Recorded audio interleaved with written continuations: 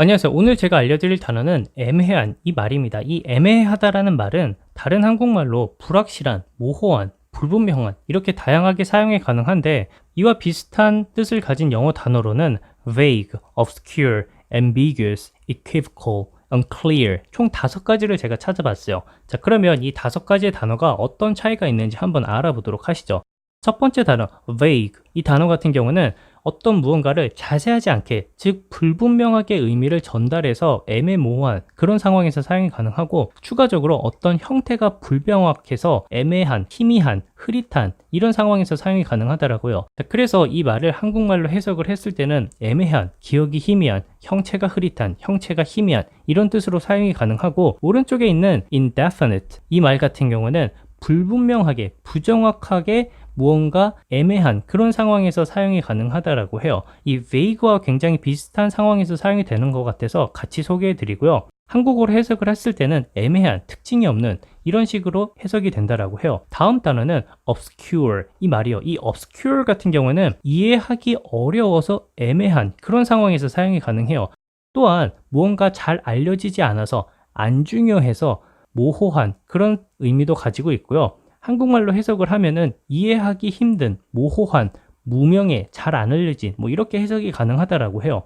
오른쪽에 있는 사진을 보시면 이 사진, 그림이 어떤 의미일까요? 저는 개인적으로 봤을 때 잘 모르겠어요.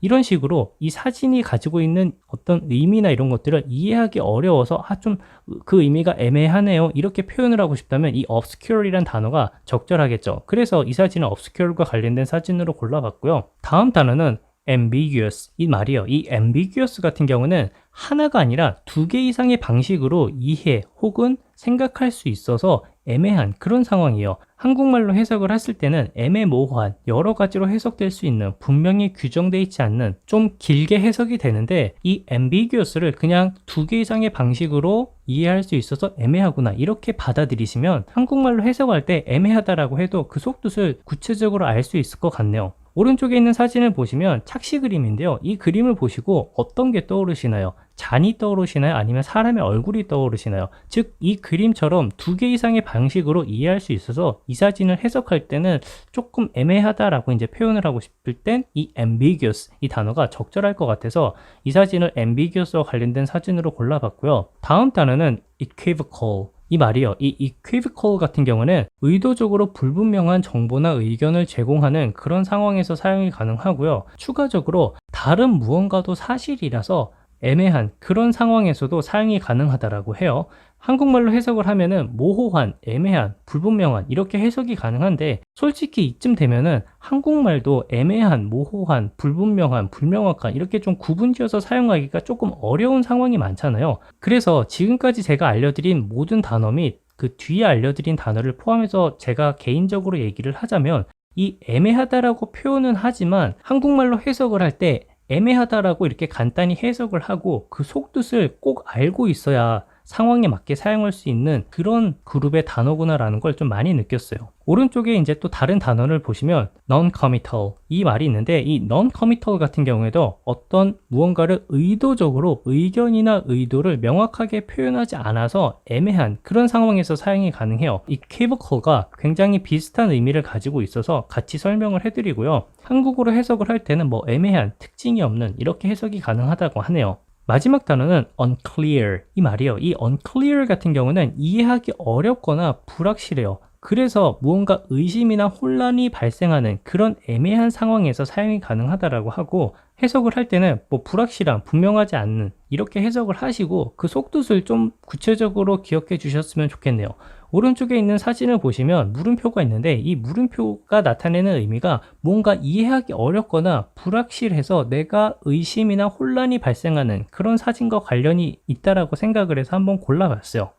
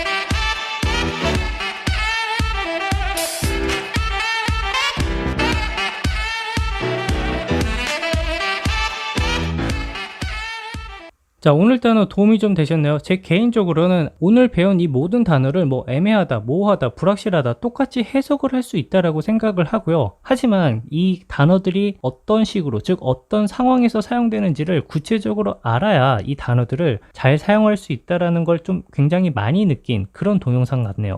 자, 그러면 동영상 봐주셔서 감사하고 다음 동영상에서 또 뵙도록 할게요.